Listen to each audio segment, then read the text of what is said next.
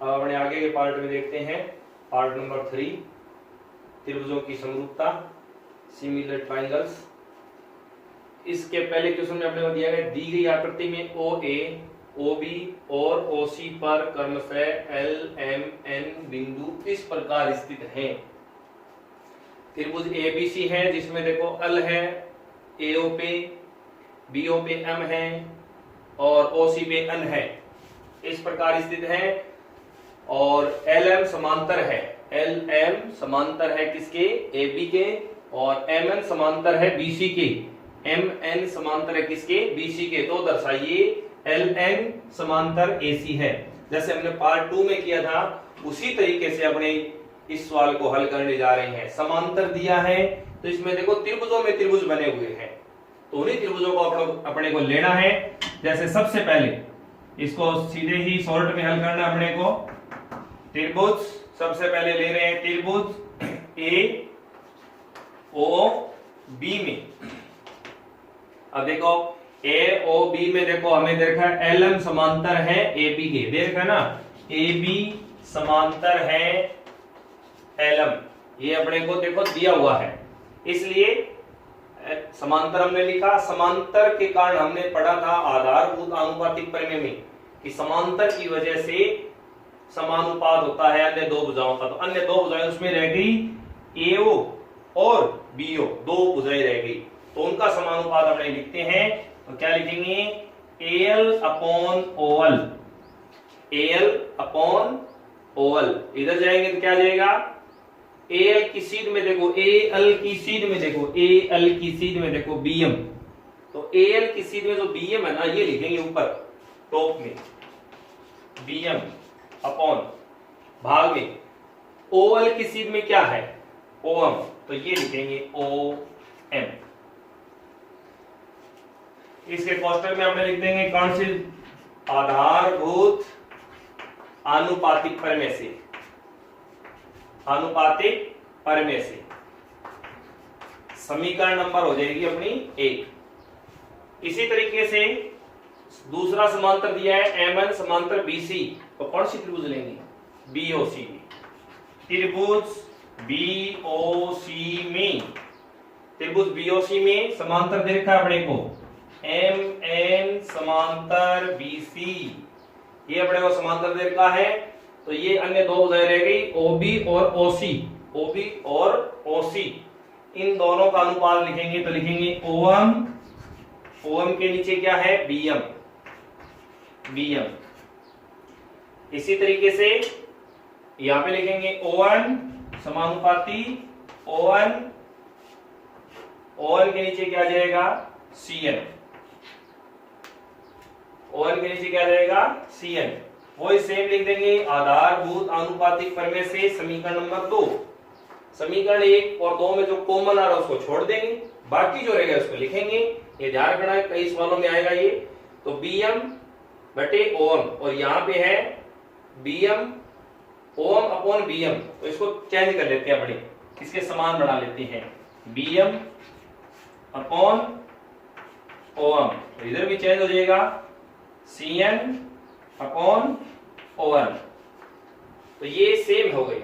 इसमें BM upon ओएम है, इसमें भी बीएम अपॉन ओएम है, ये कॉमन आ गए, इसको कैंसिल कर देंगे तो लिख देंगे समीकरण 1 व 2 से, समीकरण 1 व 2 से जो है एल अपॉन ओएल समानुपाती क्या जाएगा, सीएन, ये आएगा सीएन अपॉन ओएल। समीकरण 1 और 2 से ये अनुपात आ गया, जबकि अपने को सिद्ध करना है समांतर रेखा, समांतर रेखा सिद्ध करनी है। तो हमने देखा था कि आधारभूत आनुपातिक प्रमेय के विलोम में होता है कि अनुपात आ जाता है तो उसका विलोम समांतर होगा। तो ये अनुपात कौन सी त्रिभुज में, चलो जहां पे ये अपनी ये त्रिभुज ये काम में आ गई, ये काम में आ गई, ये रह गई एओसी में। एओसी में देखो एल अपॉन ओएल, तो एल अपॉन ओएल, एओसी की बात कर रहे हैं, एल अपॉन ओएल, और एल की सीध में नीचे देखो सीएन अपॉन ओएल, तो सीएन अपॉन ओएल। ये कौन सी त्रिभुज में आ रहा है, त्रिभुज एबीसी में। तो यहां पे लिखेंगे त्रिभुज ए ओ सी में, ऊपर लिख देंगे अतः या इसलिए त्रिभुज AOC में समांतर हो जाएगी LN समांतर AC। क्यों हो जाएगी? क्योंकि ये जो त्रिभुज AOC है इसमें ये अनुपात बन रहा है और इस अनुपात का विलोम करेंगे तो समांतर हो जाएगी। तो इसके नीचे लिख लेंगे कारण आधारभूत आनुपातिक प्रमेय के विलोम से। और ये अपना सवाल है वो देखें, त्रिभुज ABC में AB व AC भुजाओं पर क्रमशः D और E बिंदु इस प्रकार स्थित हैं कि BD बराबर CE, यदि कोण B बराबर कोण C हो तो दर्शाइए, यानी सिद्ध करना है DE समांतर BC। ये अपने को सिद्ध करना है। तो यहाँ पे सवाल में पहली बात तो ये देखो, त्रिभुज ABC दिया है, त्रिभुज ABC दिया है तो उसमें भुजाएं हो गई AB और AC, और AB और AC से जो कोण बनेंगे वो कोण B और C बन रहे हैं। तो कोण B और कोण C क्या दिए गए हैं? बराबर दिए गए हैं। तो इसका सीधा सा अर्थ यहाँ पे जाएगा कि AB और AC दोनों भुजाएं बराबर होंगी, क्योंकि समान भुजाओं की, समान कोणों की सम्मुख भुजाएं समान होती है, समान कोणों की सम्मुख भुजाएं समान होती है, यानी AB बराबर AC है। ये अपने को दिया गया है लेकिन अप्रत्यक्ष रूप से दिया गया है। ये समझना पड़ेगा कि कोण B और कोण C बराबर दिया है तो इनके आमने सामने की जो भुजाएं हैं वो भी AB और AC है तो वो बराबर होंगी। दूसरा, हमें BD और CE बराबर दिया है तो सबसे पहले जो अपने को दिया है वो अपने को त्रिभुज बना लेते हैं। अपने त्रिभुज हमने लिया त्रिभुज ABC, जिसमें हमने D और E इस प्रकार स्थित है, तो D और E को भी हमने स्थित कर दिया है, जिसमें अपने को दे रखा है कि BD बराबर CE, यानी जो AB और AC के जो नीचे के पार्ट है वो बराबर है। तो सबसे पहले मैंने चर्चा की थी कि कोण A बराबर कोण B, तो इसका हल लिख लेंगे अपने सीधे ही। कोण B बराबर कोण C दिया है और आपको बताया था कि कोण बराबर है तो इनके आमने सामने की भुजाएं भी बराबर होंगी। तो AB बराबर AC, समान कोणों की सम्मुख भुजाएं, समान कोणों की सम्मुख भुजा, इसके कारण ये बराबर हो गई। अब AB किससे मिलके बना है? AB बड़ा है AD प्लस BD से मिलके बना है, और इधर AC किससे मिलके बना है? AE प्लस में CE से मिलके बना है। BD और CE को मैं कैंसिल कर देता हूं तो क्या रह गया? AD बराबर AE। कैंसिल क्यों किया उसका रीजन यहां पे लिख रहे हैं, क्योंकि हमें BD और बराबर CE पर्सन में क्या किया गया है? दिया है। दोनों की वैल्यू एक समान है तो दोनों पक्षों में इनका कोई प्रभाव नहीं पड़ेगा, इनको हटा दिया तो AD और AE रह गया। अब ध्यान से देखें कि AB बराबर AC और AD बराबर AE, इस डायग्राम में दो त्रिभुज हैं, दोनों त्रिभुजों की दो दो भुजाएं बराबर हो गई। दो भुजाएं बराबर होने का मतलब होगा दोनों त्रिभुज समद्विबाहु हो गई। अतः त्रिभुज ABC व त्रिभुज ADE समद्विबाहु त्रिभुज बन गए, समद्विबाहु त्रिभुज है। एक खास बात तो ये निकल के आई है।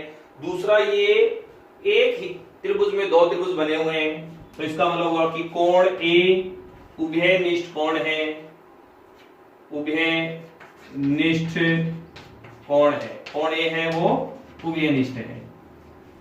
हमने समरूपता में ये किया था कि यदि एक कोण दोनों में कॉमन आ गया और बाकी दो कोण आपस में बराबर है। अब ये समद्विबाहु त्रिभुज है तो इसमें भी AD और AE के कारण क्या हो जाएगा कि कोण D बराबर कोण E हो जाएगा। कोण D बराबर कोण E, क्योंकि AD बराबर AE हमने सिद्ध किया, इसकी वजह से कोण B बराबर कोण C हमें दिया है। और इस कारण से दोनों समद्विबाहु त्रिभुज होने के कारण से और एक उभयनिष्ठ कोण होने के कारण से हम इन चारों कोणों को बराबर लिख सकते हैं। कोण B बराबर कोण D बराबर कोण E बराबर कोण C। क्योंकि इनकी चारों की कोणों के आपस में वैल्यू बराबर क्यों जी? क्योंकि इनमें एक कोण ए है ना वो उभयनिष्ठ आ रहा है, ए कोण उभयनिष्ठ आ रहा है, दोनों में ए समान है तो डी का बराबर ई है। यदि हम ए बी सी लें तो बी के बराबर सी है। इस वजह से चारों कोण क्या हो जाएंगे? बराबर हो जाएंगे। बराबर होने की वजह से हमें समांतर सिद्ध करना है, तो समांतर तभी होती है, कल भी हमने चर्चा की थी कि समांतर तभी सिद्ध होता है जब संगत कोण बने, एकांतर कोण बने या अंतःखंड कोण बने। यानी समांतर रेखाओं की वजह से तीन प्रकार के कोण बनते हैं। तो हमने यहाँ पे कोण बी बराबर कोण डी लिया है। कोण बी और डी की स्थिति ऐसी है संगत जैसी, तभी संभव है कोण बी बराबर डी तभी संभव है जब डीई समांतर हो जाएगी किसके? 11.2 का 5वां सवाल देखिए। आकृति डीई समांतर बीसी और सीडी समांतर ईएफ हो तो सिद्ध करो कि एडी स्क्वायर बराबर एडी इंटू एएफ। ये अपने को सिद्ध करना है।